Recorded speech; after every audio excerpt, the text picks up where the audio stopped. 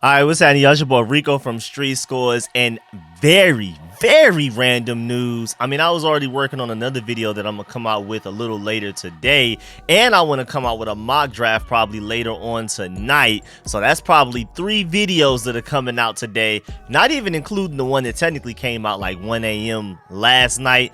Either way, man, out of nowhere, the NFL has decided to suspend Washington defensive end Shaka Toney indefinitely for 1 year minimum, along with 4 Lions players as well. How does this affect Chase Young's 5th-year option decision? All of that type of stuff, man. We got to dive into this. The Commanders are aware of it. They've already come out with a statement. We got to talk about why Shaka Toney and a couple of the guys were suspended for an entire year at the very least, and then guys like Jameson Williams, who I'm a big fan of, even as a Georgia Bulldog fan, was only suspended 6 games. There's some slight differences in what those guys did differently from each other to receive different suspensions and different punishments. So we're going to dive into all of that and more, but before we do, make sure you subscribe to the channel, hit the bell next to the subscription button so you get notification immediately, and every time I release an informative and opinionated video just like this one. Make sure you pull up every Sunday for the Commanders Call-In Show live stream, where you call in, you voice your opinions, you ask whatever questions you may have, and of course this was going to be very draft centered, so we're going to do mock drafts together on screen. I'm gonna let y'all call in. You can put us on to any sleeper prospects that you want the Commanders to look at, all of that type of stuff. So make sure you pull up this Sunday. It's going to be really fun. Without further ado, let's get it.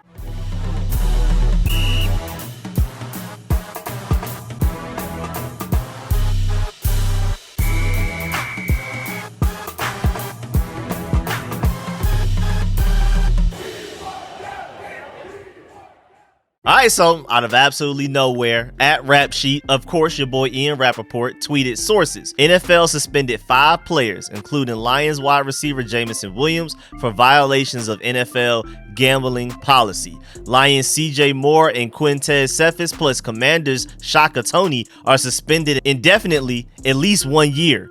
Williams and Detroit's Stanley Berryhill are only suspended 6 games. So again, just a rundown. Lions wide receiver Jameson Williams, 6 games. Lions wide receiver Stanley Berryhill, 6 games. Lions safety CJ Moore, indefinitely. Lions wide receiver Quintez Cephas, indefinitely. And Commanders defensive end Shaka Toney, indefinitely. I mean, the Shaka Toney thing is just so weird because it seems like it was more of a Lions problem, and then you just have Shaka Toney in there as well. Like, is he close with these guys? Was he gambling on the same things as them and he's close? I don't know. I'm just assuming the NFL just did a full-blown investigation into the matter, and these were the only 5 guys they got caught, I guess. But it's just really interesting that there's 4 Lions guys and then just 1 Commanders guy. And of course, this just goes with the theme that the Commanders can never stay out of the news. Anything that happens in the NFL, we're somehow involved. Even though we're finally moving on from Dan Snyder soon, and we have a lot of positive reasons that we've been talked about more in the national media, ESPN, NFL Network, all of that type of stuff.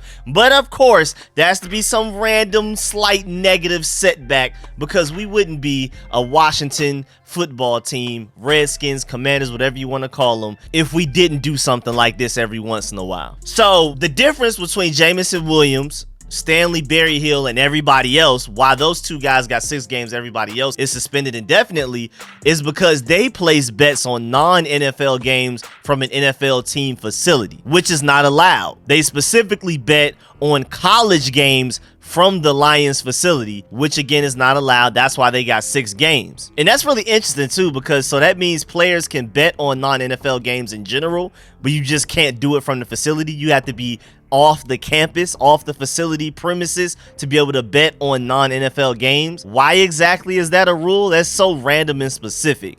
But even moving past that, man, the Lions are not playing. They already released wide receiver Quintez Cephas and CJ Moore following the gambling suspensions, and they're not done. They also parted ways with several staff members in various departments for violating the gambling policy. So this is like a Lions problem. Of course, the Commanders, we can't stay out of the news for nothing. So of course we had at least 1 player involved, but this was an overall Lions sting operation. It's almost gambling gate level. Not only was it players, but it's staff members, and they were probably all gambling together thinking it was cool. I don't know if they thought they would get away with it, or maybe they just weren't aware that it was a serious rule. But at this point, I don't understand how you're not aware of it after the Calvin Ridley situation. Now, of course, I'm in the group that thinks that, you know, these gambling rules are unnecessary. It's really not that serious, especially since the NFL is making millions and billions off of these sports books and all of the gambling that they do with it. And just the fact that the NFL is so hypocritical because they take these certain stances, but then they market beer like crazy. So it is crazy. But at the end of the day, man, first of all, after you saw what happened to Calvin Ridley, how do you just not know that the NFL is not playing about this? If we catch you gambling, then you're gone. Suspended indefinitely for at least a year. And he was betting on the Falcons to win. It would be different. I could kind of see it if Calvin Ridley was betting on the Falcons to lose and then he was throwing the games. He bet on the sorry Falcons at that. These sorry Falcons to win. I mean, that in itself was the dumb part of the bet. But to bet on your team that you're playing for to win, I don't think that necessarily violates anything. Of course, I mean, they're trying not to have any gray areas. They want to make it clear cut, no gambling, period. But like, that doesn't make as much sense. And he got suspended for a year. So I don't know why these people thought that after seeing what happened to Calvin Ridley, he just got reinstated just a few weeks ago. They thought that they could do it and get away with it, especially staff members and players for the Lions. I don't know what the Lions got going on. And then Shaka Toney, of course, again, the Commanders always got to be involved in some nonsense anyway. I'm not surprised it was somebody. I'm just surprised that it was Shaka Toney specifically, especially a guy that's at the lower end of the roster and doing everything that he can to barely make the team. Why would you even put yourself in this situation? Why would you even risk this? But we're going to get to Shaka Toney soon. We're really going to get to him. And most importantly, I just feel like if you know these are the rules, whether you agree with them or disagree with them with the whole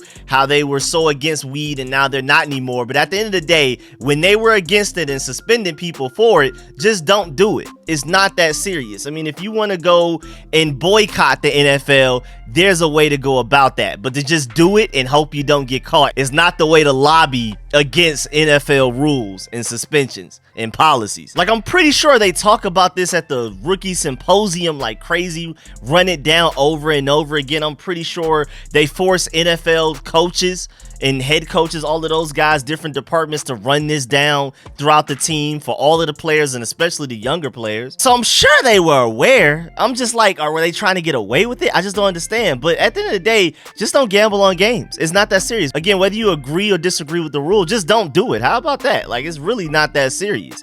The money you're making from the NFL is probably way more than what you're making on the gambling. So is it just an addiction, or did you just think you wouldn't get caught? Do you think the NFL is playing about it? Clearly the NFL isn't playing about it, so it's really weird.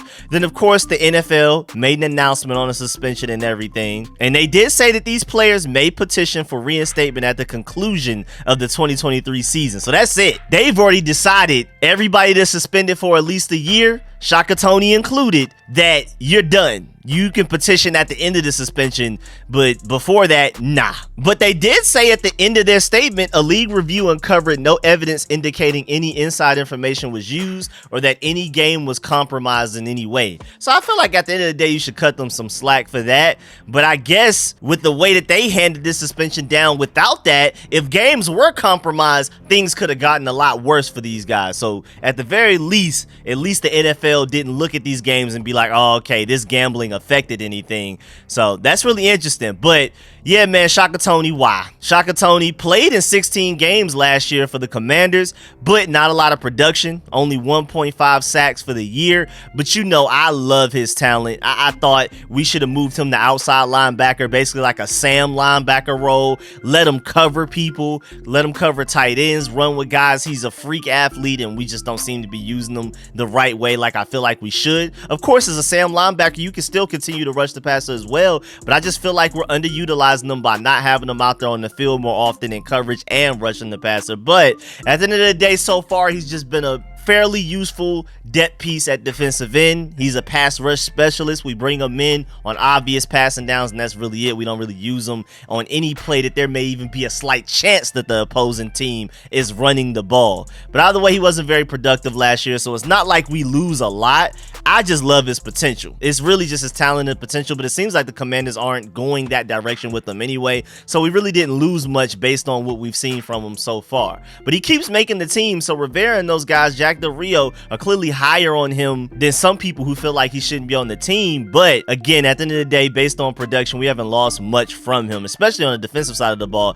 Now, the special team side is really interesting because his special team usage went up drastically from last year to this year, from 14.8% to 69%. That man was out there on special teams contributing a lot this past season, so we will miss him there. But defensively, nah.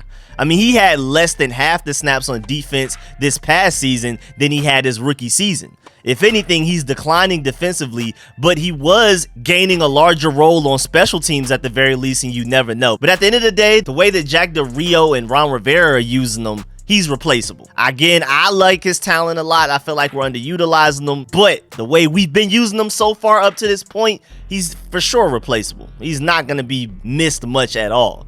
And then, of course, the Commanders came out with a statement. They are aware of the situation. They said, quote, "We have been made aware of the suspension of Shaka Toney. We have cooperated fully with the NFL's investigation since receiving notice and support the league's findings and actions. All further questions on the topic should be directed to the NFL league office," unquote. They're like, hey, man, we did everything we had to do. Whatever this investigation is, it's probably been going on for a long time. We're just now finding out about the result. But it sounds like the Commanders and those guys, Rivera and all of them, have been aware of this for a while. They've been cooperating with the NFL, and they're like, hey, man, this is all we got to say. We know whatever happens, happens. Any further questions, please don't ask us, man. We have too much going on with the sell of the team and the draft coming up, free agency, probably like a third wave coming after the draft and things like that. We're currently too low in cap space to even pay our rookie class, so we're trying to figure out where we can get some money right now. Please leave us alone with this situation. Focus on the Lions. Leave us out of it, which I'm not mad at. That's the type of time I'd be on too if I was Rivera and company. But now the question is, does this affect Chase Year's fifth-year option decision? And honestly, no. Shaka Toney, again, didn't matter that much either way. Suspended, not suspended, it doesn't affect whether or not we will pick up Chase Young's fifth-year option. I believe we will end up doing it eventually anyway, and I'm going to do a video breaking down the entire press conference and the major takeaways to take from it, from the one that Martin Mayhew and Ron Rivera did yesterday, so be on the lookout for that at some point today. But even just beyond that, I don't think Shaka Toney affects it in any way at all. Whether they were gonna not pick up Chase Young's fifth-year option, or if they were, Shaka Toney becoming suspended doesn't affect a single thing. And then again, the fact that the Commanders have already been cooperating with the entire thing anyway, they've known this for a while. This has probably been an investigation going on for months now. So Rivera and company have already probably based their decisions around the fact that Shaka Toney would be suspended, and us just as the general public are just finding out today. So again, I think they will pick up Chase Young's fifth-year option. And again, to review, Shaka Toney being suspended for at the very minimum a year, indefinitely potentially, doesn't affect anything at all, especially as far as it goes with Chase Young. Now, it could affect how soon they take edge rusher. We're already looking at this Chase Young, Montez Sweat situation after Deron Payne and Jonathan Allen got their money. Like, hey man, Miles Murphy in the first round may surprise some people. Lucas Van Ness, one of those guys, slide. Do not be surprised if we take one of them, because again, the logic is, if we're not going to be able to keep all four of those defensive linemen, Chase Young, Montez Sweat, they're probably fighting for one contract right now, literally competing against each other, which has to be kind of awkward when it comes to that type of thing. I wonder how they feel about that. I'm pretty sure they're really close friends, but they do have to be aware of the fact that they're probably fighting for one contract. But then again, if they both go super crazy, they may be able to just fight for two contracts. You never know. That would be best case scenario, but I doubt it happens. But either way, with this situation going on, the logic would be, you already know Chase Young and Montez Sweat, you're not going to be able to keep one of those guys beyond 2023, 2024 or whatever. So go ahead and draft your guy now so that they can learn the system, learn how Jack Del Rio wants them to set the edge and be a defensive end in his defensive system for at least a year. That way, when it's time for that guy to step up and be a starter, it's not a rookie that you just drafted in the 2024 NFL draft. It's somebody that you drafted in 2023, and they've been groomed under this defensive system for at the very least a year. So I can see that happening, and maybe Shaka Toney becoming suspended changes how soon we take an edge rusher. Maybe we were originally planning to take one somewhere in the middle rounds. Maybe we take one around sooner because of that. But at the end of the day, I don't think it really affects much, not even when we would draft an edge rusher. But if anything, between the two, Chase Young's fifth-year option and how we plan on addressing passing edge rusher in the draft, I feel like it would affect the draft more than anything else. But either way, I don't think it's going to affect either of the two things much at all. So it's really not much to worry about, but I did want to make sure I updated y'all on that for sure. But yeah, man, that's the end of this video. Please get in the comment section. Let me know how you feel about everything discussed in this video. Please leave a like on this video if you liked it, if you learned anything. And as always, man, I appreciate all the support, man. Shouts out to all of my sponsors, especially my Pro Bowl sponsors, whose name you see scrolling on the screen right now. Let me know how you feel about the Shaka Toney situation. I mean, are you as upset at him as I am? Do you feel like losing him is us losing a big part of our defense, or at the very least special teams? All of that. And of course, like I said, I'm gonna catch y'all with some more videos today, including a mock draft probably later on tonight. I'm gonna catch y'all later. I'm out.